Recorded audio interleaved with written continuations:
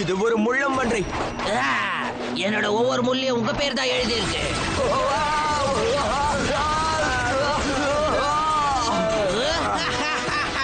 எனக்கு எனக்கு இந்த மாதிரி முள்ளுனாலே சுத்தமா பிடிக்காது. லிலி, நீ எதுக்கும் கவலைப்படாத.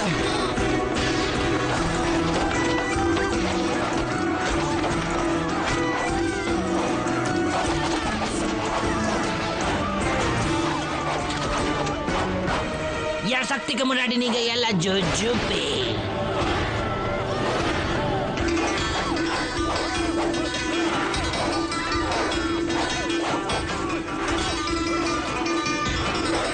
பாத்த